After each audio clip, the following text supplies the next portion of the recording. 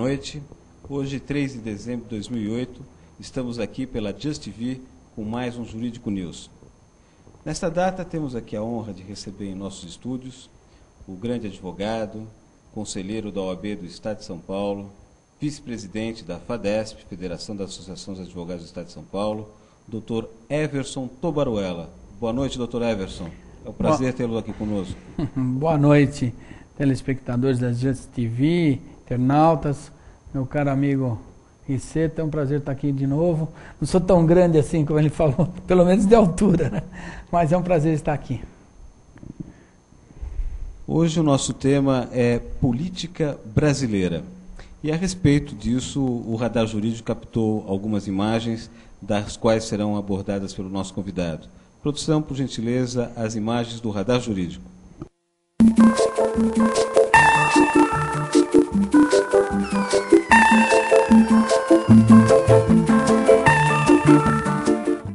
Trinta cidades tiveram o segundo turno nas eleições de ontem. 11 capitais conheceram o prefeito no segundo turno. 19 dos 20 prefeitos que se candidataram em capitais se reelegeram. Quer dizer, aquelas pessoas que acreditaram em si foram lá de volta. O único que não conseguiu foi Serafim Correia, em Manaus. Vai lá. Eduardo Paes é o novo prefeito do Rio de Janeiro. Ele venceu em disputa acirrada.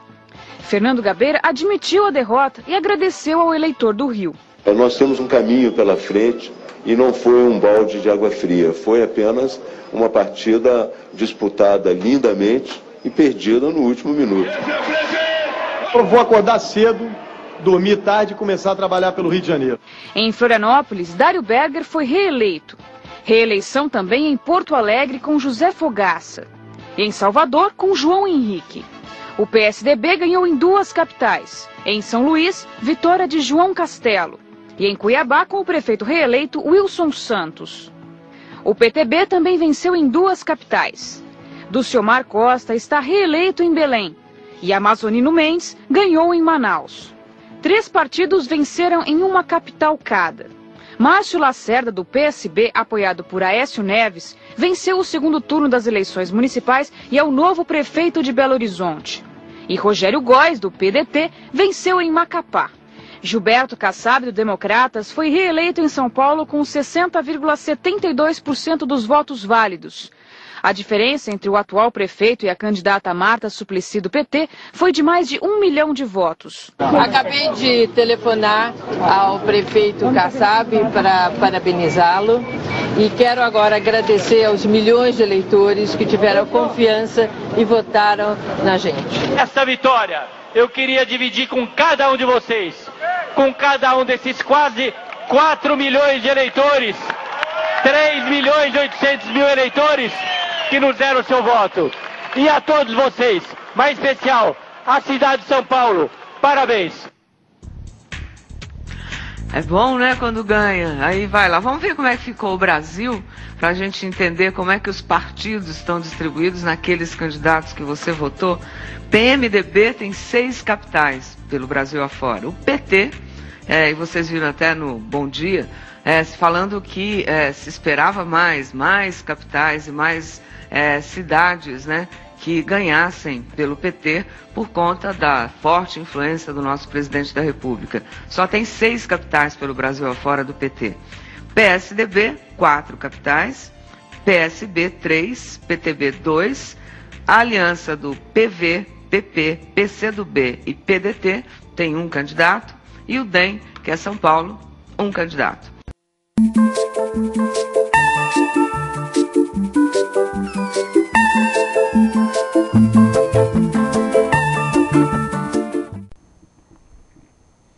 Dr. Everson Baruela, as eleições municipais que tivemos aqui no Brasil em 2008, elas têm algum significado, terão algum significado nas eleições de 2010 para governador, presidente da República, senadores, deputados federais? Bom, se você me permite, primeiro eu preciso fazer uma crítica aqui, porque cada vez que eu vejo essas matérias eu fico assustado com a apatia da sociedade brasileira em relação a essa brincadeira que foram essas eleições. O que nós observamos foi que a justiça eleitoral passou a ser um instrumento mais importante na campanha, os advogados e os contadores foram as pessoas mais importantes para a campanha, afastando a figura do eleitor e do candidato, e pior, muito pior, é a figura da reeleição.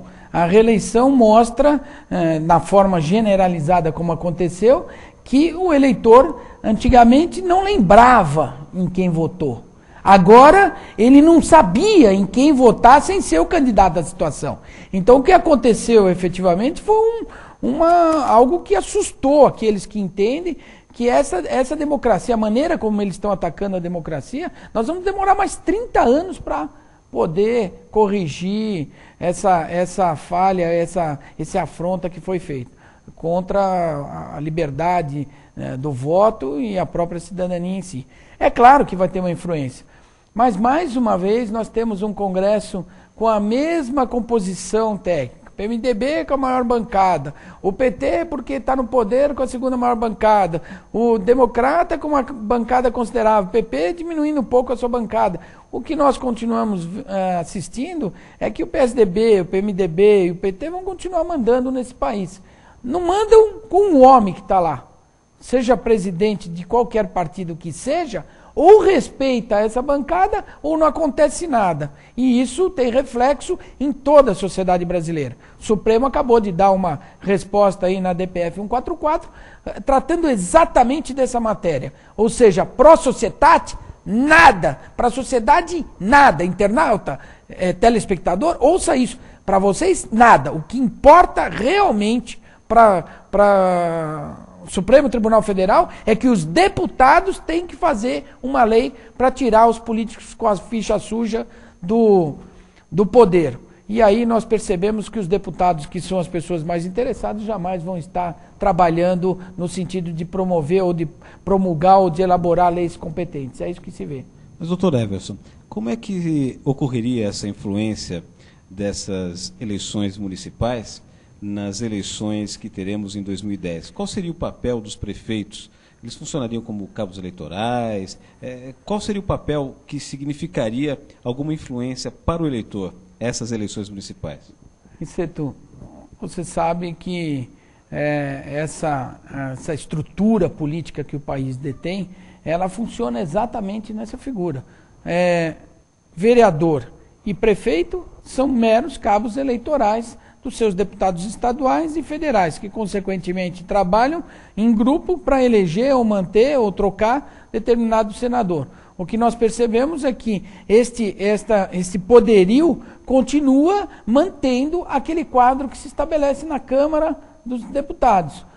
Bancadas expressivas na Câmara dos Deputados dessas três legendas importantes, como PSDB, PMDB e PT, e logo em seguida as legendas que já tem um número considerável, como Democrata, que é o antigo PFL, o PP do nosso deputado estadual, deputado nosso do estado de São Paulo, Paulo Maluf, e as outras legendas que vêm aí acompanhando e compondo todo o Congresso. Então a estrutura vai continuar a mesma. Essa é a representação que se extrai da campanha, do resultado das eleições municipais. Doutor Everson, nessas eleições nós tivemos aí a presença de figuras marcantes subindo nos palanques junto com os candidatos a prefeitos. Tivemos até governadores, presidente da República, ex-presidentes. O doutor acha que isso serviu de alguma forma na condução do voto do cidadão brasileiro, ou o nosso cidadão brasileiro hoje está mais consciente e sabendo exatamente os critérios que devem ser observados na hora de votar? Quando eu disse da cidadania, eu disse exatamente isso. Não se pode mais fazer campanha. Acabaram com a festa democrática. Ninguém sabe mais quem são os candidatos. Em São Paulo, eu desafio o internauta ou o telespectador a me dizer se ele conhece pelo menos 1% dos 1.000 e poucos candidatos a vereadores que tinha em São Paulo. É praticamente impossível você conhecer esses candidatos. Você não pode fazer campanha de televisão. A campanha de internet só foi permitida logo ao final, depois do primeiro turno, onde o Tribunal Superior Eleitoral reconheceu que havia forçado uma proibição do uso da internet durante a campanha proporcional e só resolveu rever esta posição, alterando a resolução 22.718, exatamente já ao final do segundo turno. Então, se proibiu a campanha de rua, proibiu a campanha de merchandise, proibiu a campanha pela internet, como é que o eleitor poderia saber quem seriam os candidatos? Então, não é que o eleitor desaprendeu ou aprendeu mais, ele não tinha como conhecer. É quase impossível. Nós temos um país com 30% ainda de analfabetos ou semi-analfabetos, e ainda cerca de 8% da população de plenamente analfabetos. Quando nós estamos falando 30%, nós estamos reconhecendo aí quase 23% da população de pessoas que sabem meramente escrever, mal escrevem o seu próprio nome, ainda desenham as letras do seu próprio nome. Então o que se percebe é que o eleitor tem muita dificuldade para poder escolher os candidatos de forma consciente. Não tem acesso à informação, não tem informática, não tem computador que possa servir de instrumento. O que se vê efetivamente é que inexiste meio para que o eleitor possa se informar sobre o candidato. E aí essas figuras que são expressivas, como os ministros, que é mais importante até do que algumas celebridades do poder executivo,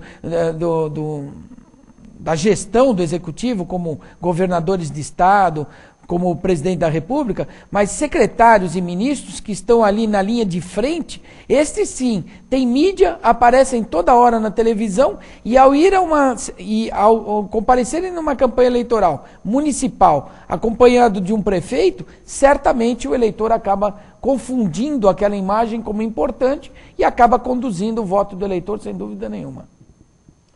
Doutor Everson, e a questão dessas eleições terem demonstrado que o partido, o PMDB, ficou melhor, conseguiu mais prefeituras. Isso dá alguma condição especial para o PMDB nessas próximas eleições de 2010? A nível de lançamento de candidatura própria, não acredito.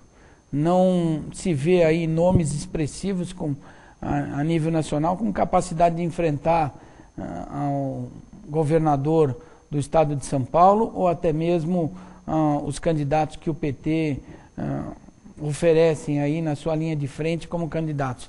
Acredito que o PMDB ainda deve compor, juntamente com o Democrata, apoiando ou o PT ou o PSDB, que vão provavelmente polarizar a campanha. Agora, sem dúvida nenhuma, qualquer candidato que ganhe vai sofrer a influência do PMDB, porque o PMDB vai voltar a fazer a maior bancada na Câmara, pelo número de prefeitos que fez, e certamente vai continuar dominando o Congresso Nacional, sem dúvida nenhuma. Doutor Everson, sobre essa questão de influência do eleitor, algumas delas podem implicar na cassação de mandato. A esse respeito, o Radar Jurídico captou uma certa situação que gostaríamos que fosse abordado após a veiculação para o internauta. Produção, por gentileza.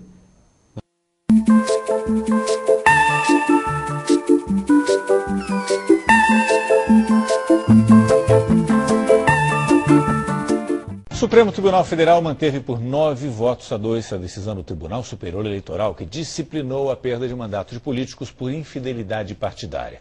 Para os ministros do STF, as regras devem ficar mantidas até uma decisão final do Congresso. A maioria dos ministros do Supremo Tribunal Federal entendeu que as regras estabelecidas pelo Tribunal Superior Eleitoral no ano passado sobre fidelidade partidária continuam valendo, estão mantidas. Ou seja, podem perder os mandatos os deputados federais, estaduais e vereadores que mudaram de partido sem justificativa legal depois de 27 de março do ano passado. No caso dos senadores, depois de 16 de outubro, também de 2007. 2 ministros foram a favor da mudança das regras, exatamente como queriam a Procuradoria-Geral da República e o Partido Social Cristão, que entraram com ações aqui no Supremo Tribunal Federal e que foram julgadas hoje. Para a Procuradoria-Geral da República, o TSE extrapolou sua competência ao legislar sobre o assunto. Mas 9 ministros consideraram improcedentes essas ações e entenderam que as regras do TSE devem sim ficar mantidas até que o Congresso julgue o assunto. Lá, 26 projetos de lei sobre fidelidade partidária estão tramitando. Cabe ao Congresso Nacional fazer uma lei sobre este procedimento. Agora, se esta lei extrapolar determinados limites, ela poderá ser objeto de impugnação perante o Supremo Tribunal Federal. Mas é a soberania do Congresso Nacional legislar sobre isso. Não existe no Estado constitucional poder soberano, nem o Supremo, nem o Congresso. Todos estão submetidos à Constituição.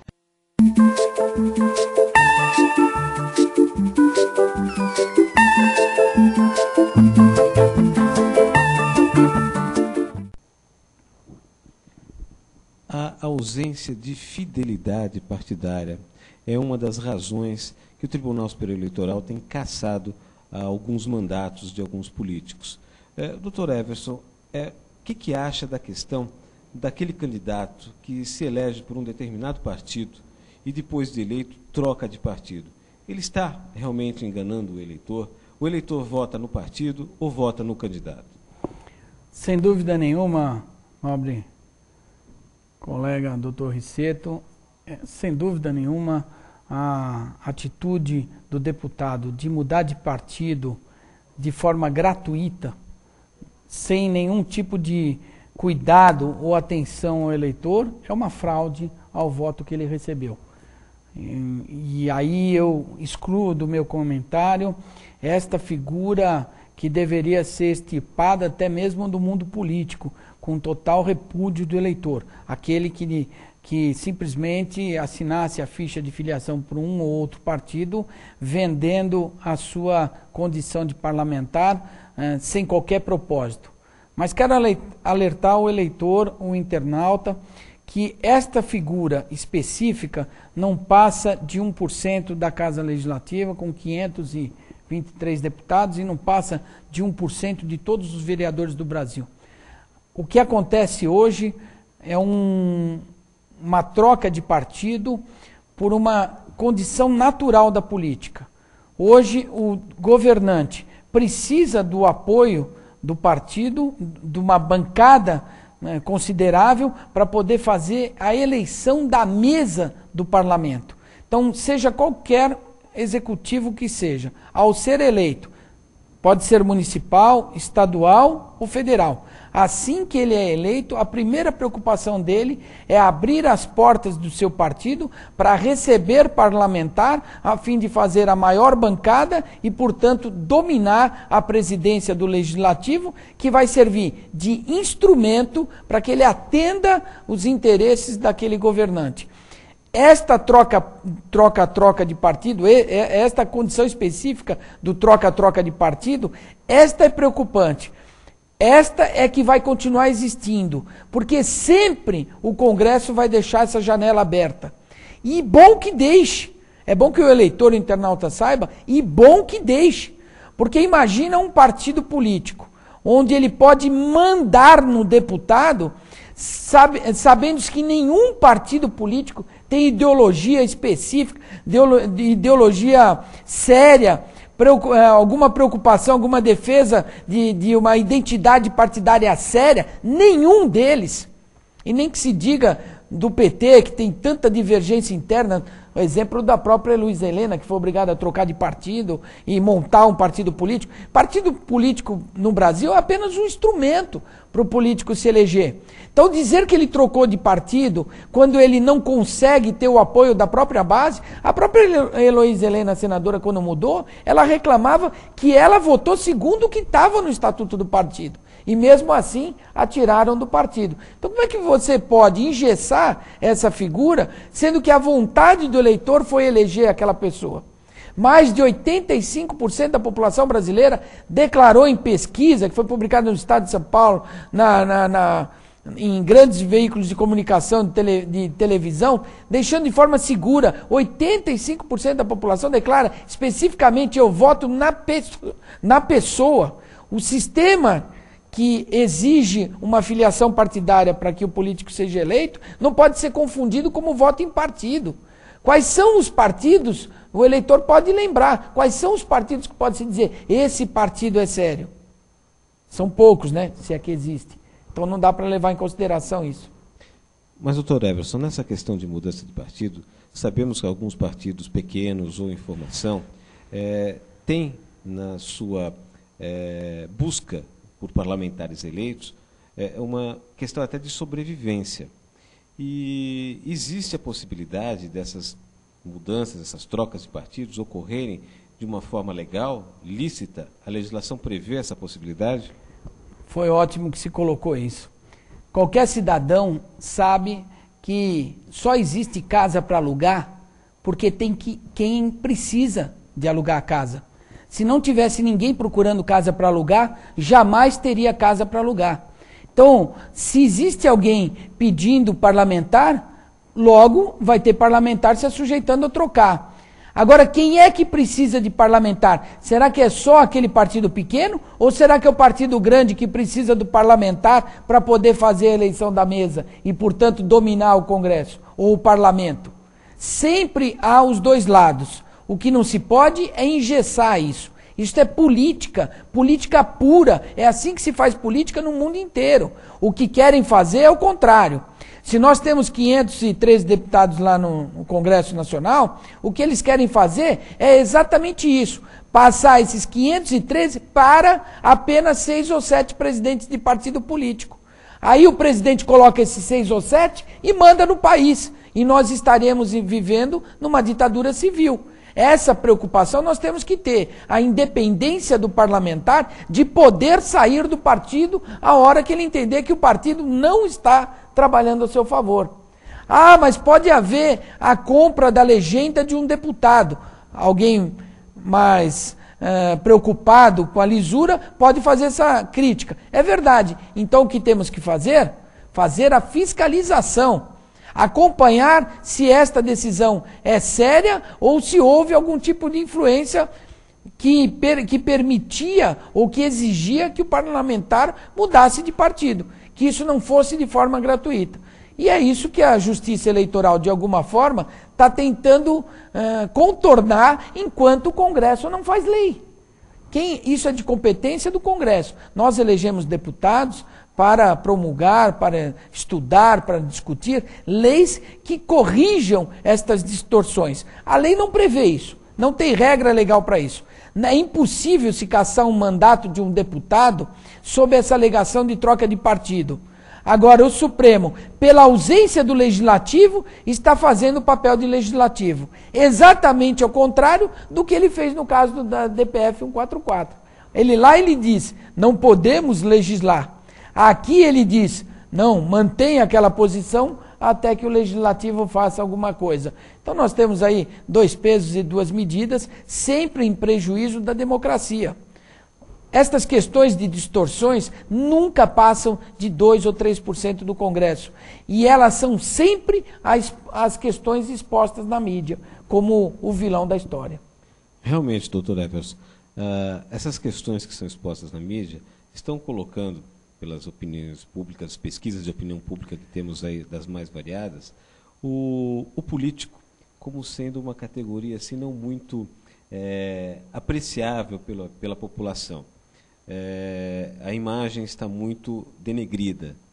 Eu pergunto, falando em situações ideais, haveria uma situação ideal em que pudesse dizer que realmente existem eleições diretas no nosso país, sem que você tenha alguma limitação de poder dizer, olha, eu gostaria de votar naquela pessoa lá do meu bairro, aquela que eu conheço, que eu já vi na televisão, que eu vi em algum lugar, para candidato a deputado, a governador, a prefeito, sem que houvesse uma manipulação ou uma autorização de uma legenda partidária? Porque, havendo uma legenda partidária ou havendo uma delegação que elegesse algum representante, de certa forma não seria também uma eleição indireta, onde o cidadão só pudesse votar naqueles colocados à disposição, ou por uma legenda, ou através de uma eleição direta, através de delegados?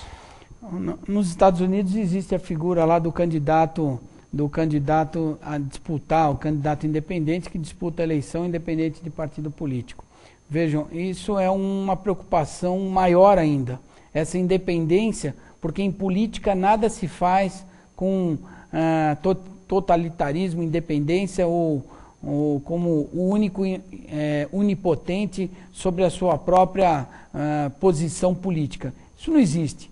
Tem que haver partido político, nós temos mais de 250 países organizados no mundo e pertencentes às organizações mundiais. Desses 250 países, apenas 21 países não têm partido político e neles estão incluídos todas as ditaduras e um sultanato, porque lá é o sultão que manda e ele não quer nada com partido político. As ditaduras também não querem partido político.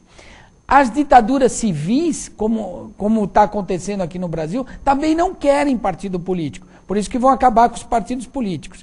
E aí aquilo que vai para a mídia, o que é a que mais se apresenta na mídia, acaba sendo a única informação que o eleitor tem. Eu não entendo que a mídia deve deixar de fazer isso. Ela tem que continuar fazendo. Porque é denunciando a distorção que a correção acontece.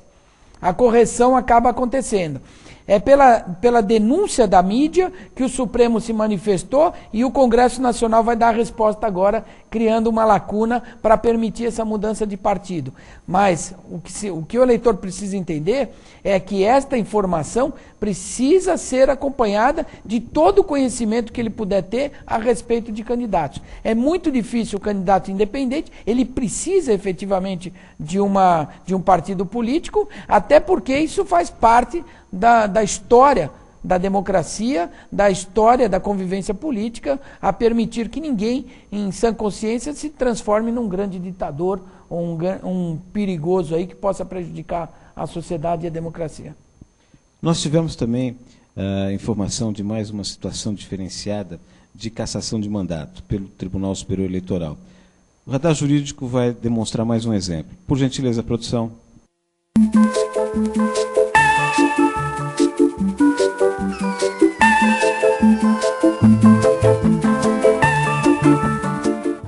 O governador da Paraíba, Cássio Cunha Lima, do PSDB, anunciou que vai recorrer ao Supremo Tribunal Federal para se manter no cargo. Ontem, o Tribunal Superior Eleitoral confirmou a cassação do mandato dele por abuso de poder político e econômico nas eleições de 2006. Adversários do governador cassado foram para as ruas de João Pessoa comemorar a decisão unânime do Tribunal Superior Eleitoral. Os ministros confirmaram a sentença do Tribunal Regional Eleitoral da Paraíba, que julgou uma denúncia do Partido Comunista Brasileiro. O partido acusou Cássio Cunha Lima, candidato à reeleição em 2006, de distribuir entre eleitores 35 mil cheques da Fundação Ação Comunitária do Estado, 3 milhões e 500 mil reais. Para os ministros, o programa foi usado para a promoção pessoal do governador, para obter benefícios eleitorais. Largo e franco abuso do poder político com conteúdo econômico. Não há dúvida quanto à vinculação da pessoa do governador à distribuição dos cheques pela Fundação de Ação Comunitária. Cássio Cunha Lima vai recorrer da decisão ao Supremo Tribunal Federal. A soberania do voto popular sofreu um duro golpe ontem. Vencemos as eleições de 2006 de forma absolutamente legítima, legal e democrática. A Paraíba tem consciência disso. Mas até que o Supremo julgue os recursos, os advogados de Cássio Cunha Lima querem que ele permaneça no cargo e estão estudando que alternativas jurídicas poderão usar. Por enquanto, vale a decisão do TSE. E assim que ela for publicada no Diário Oficial, o senador José Maranhão, que ficou em segundo lugar na eleição de 2006, assume o governo da Paraíba. Antes, ele terá de renunciar ao mandato ali no Senado. E disse que está confiante. Não acredita que o Supremo mude a decisão. Eu acredito sim na justiça. Acredito sim no meu direito. Não haverá essa possibilidade de uma anulação do ato que, por sinal, ocorreu por unanimidade do Tribunal Superior Eleitoral.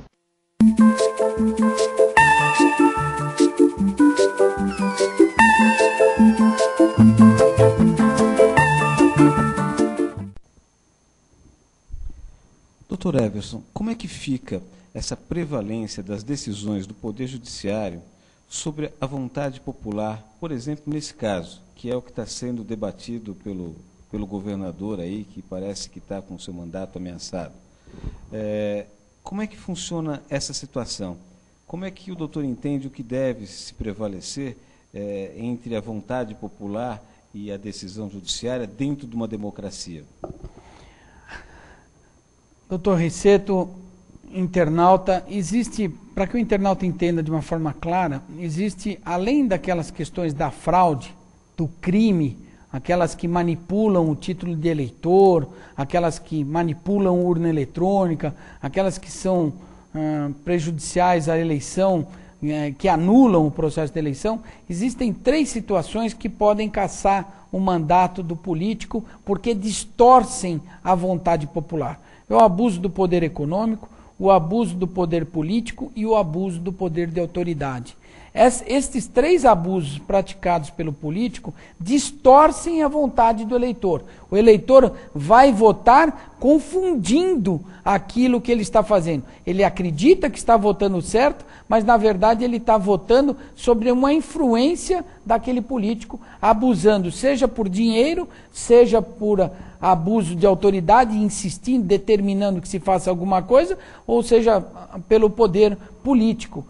Fazendo influências políticas, como concedendo casas a quem já tem o direito. O político faz a casa para o cidadão, mas aquilo não é a benesse que ele está dando para alguém, não. Essa é a função do político. Se ele abusa desse poder para conquistar o voto do eleitor, na verdade ele está merecendo a anulação da eleição.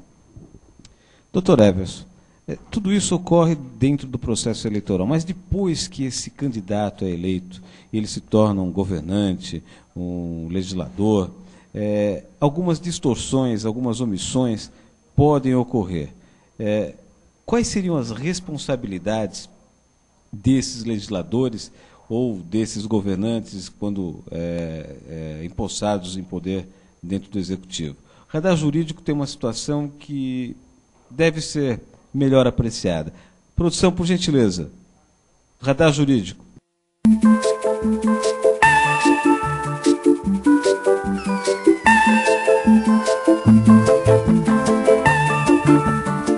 São muitas as causas desses desastres naturais, como temos visto aqui no Bom Dia e como vimos agora há pouco a Mariana Godoy entrevistando o climatologista Carlos Nobre. Mas, certamente, o aquecimento do planeta está entre as principais causas. Vamos falar agora com Alexandre Garcia, em Brasília. Alexandre, chegou a hora de planejar a longo prazo. Renato, a gente vê aí essas lições de solidariedade, belíssimas lições, o exemplo dos próprios atingidos da força de vontade da reconstrução, mas a tragédia de Santa Catarina pode nos fazer pensar em mudar os rumos do tipo de urbanização selvagem que existe no Brasil, que tem um Ministério das Cidades. É possível que as chuvas desta época do ano tenham se tornado mais intensas nesses tempos. Há anos elas vêm se tornando mais intensas ou menos intensas, dependendo do ciclo de aquecimento das águas do Atlântico de um lado, do Pacífico de outro, como acabou de mostrar o climatologista Carlos Nobre. Mas nada que a meteorologia não possa prevenir, para que os governos, por sua vez, possam tomar medidas preventivas permanentes. Não que evitem enchentes, mas que consigam diminuir os efeitos das chuvas nas encostas, né, como composturas municipais sobre construções em lugares passíveis de deslizamento e de transbordamento de cursos d'água.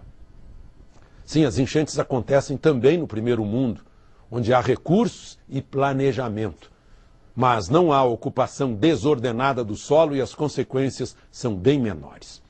Há mais de 50 anos, todos os anos, nesta época, as chuvas que abrem o verão provocam estragos nas mesmas regiões, com mortes, inundações, desabamentos que destroem casas e bloqueiam estradas. Há regiões em que as casas em baixios já são erguidas sobre fundações seguras que as deixam acima do nível mais alto, do mais alto registro histórico de inundação. Isso é previsão. Há outras em que se constroem nos morros, sem controle, e quando vem a chuva, A água lava tudo, só não lava a responsabilidade de quem permite construir lá. Na capital do país, onde o vidro e o concreto conseguem elevar a temperatura de um planalto acima de 1000 metros de altitude, invasões, neste momento, estão sendo premiadas com legalização. E novas áreas imobiliárias de concreto estão substituindo extensas áreas do precioso bioma do Cerrado. Nesta mesma semana estão fazendo isso.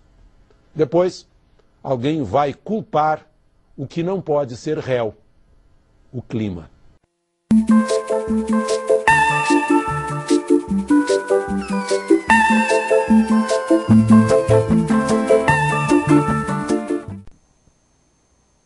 Nessas situações de desastres decorrentes da situação climática, existe alguma responsabilidade dos nossos governantes, desses políticos que foram eleitos, em relação à população?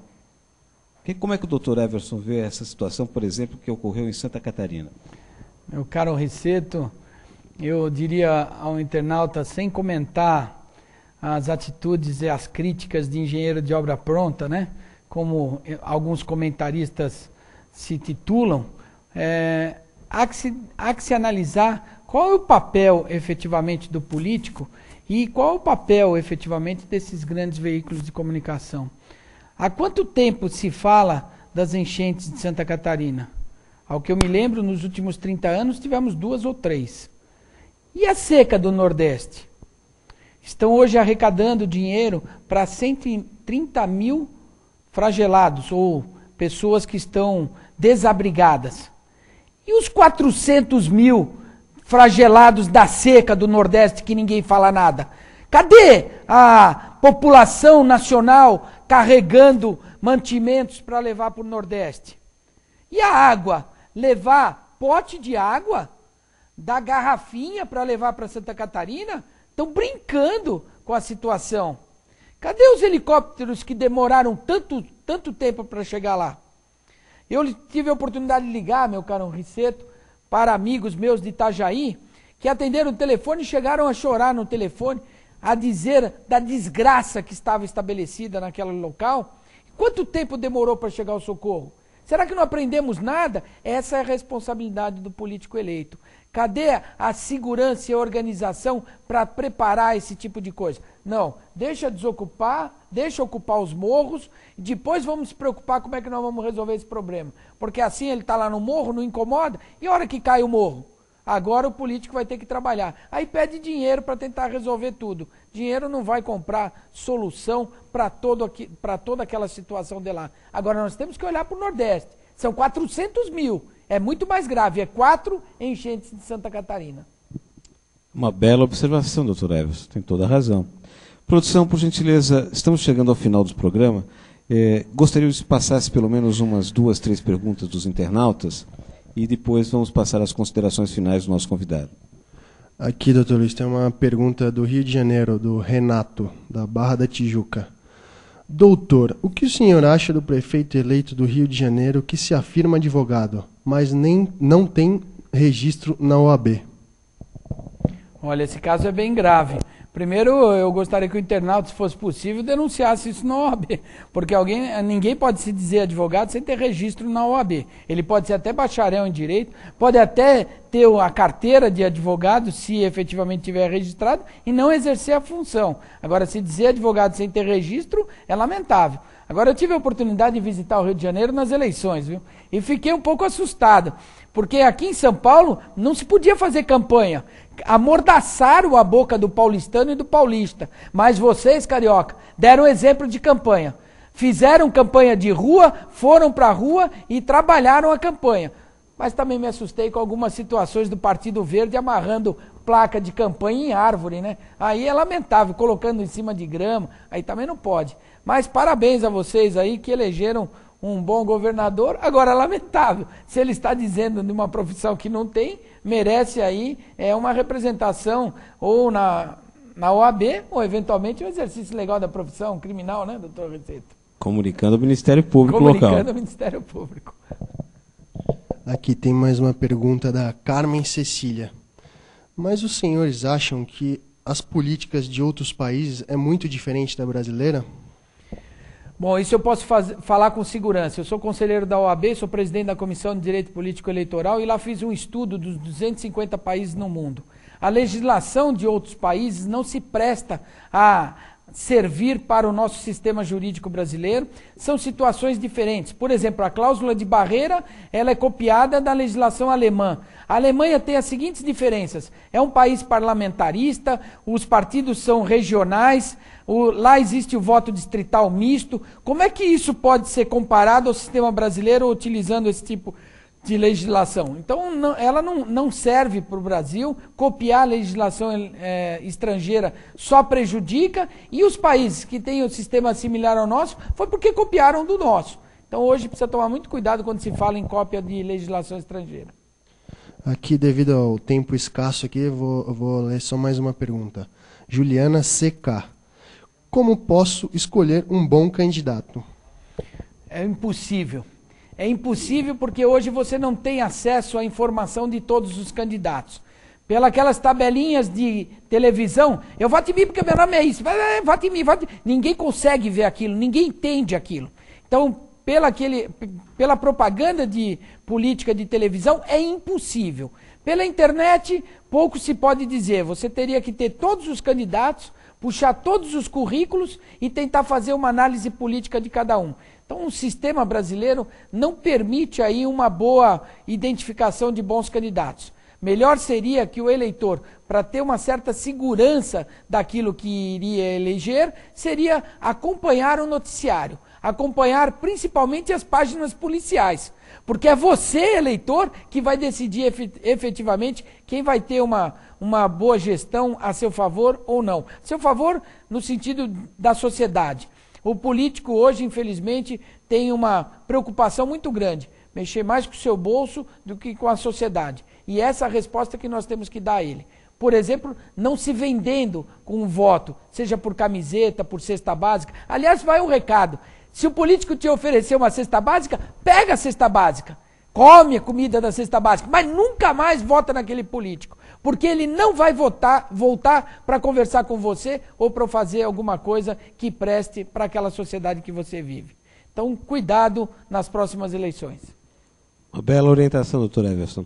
Estamos chegando aqui ao final do nosso programa. Eu gostaria de passar a palavra para que fizesse as suas considerações finais e fornecesse para os internautas que não puderam ter suas perguntas respondidas um e-mail para que ele pudesse dirigi-las diretamente ao doutor. Bom, sem dúvida nenhuma, a participação nos programas falando de política, principalmente nessa crítica que faço ao que está se fazendo com o nosso regime democrático, ela é importante, ela é salutar, e entendo que o internauta e que o telespectador tem que participar. Ele precisa participar desses programas, assistir esses programas de debate, para que amanhã ele possa chegar próximo do que seria votar bem. O meu e-mail poderia ser um e-mail tobaruela@terra.com.br, seria o mais fácil, e fica aí à disposição do internauta que pode fazer contato, ou mesmo lá no site da OAB. Lá tem a oabsp.org.br, ela também tem lá o link da Comissão de Direito Político Eleitoral, e lá certamente ele também vai encontrar informações para poder fazer questionamentos. Encaminhando a OAB São Paulo, certamente todos os questionamentos acabarão chegando lá na minha comissão ou nas minhas mãos. Muito obrigado, doutor Everson. Nós gostaríamos de agradecer mais uma vez aqui a sua presença, brilhantando o nosso programa. Gostaríamos de agradecer a audiência dos internautas e dizer que na próxima quarta-feira, às 22 horas, estaremos aqui ao vivo com mais um Jurídico News. Boa noite.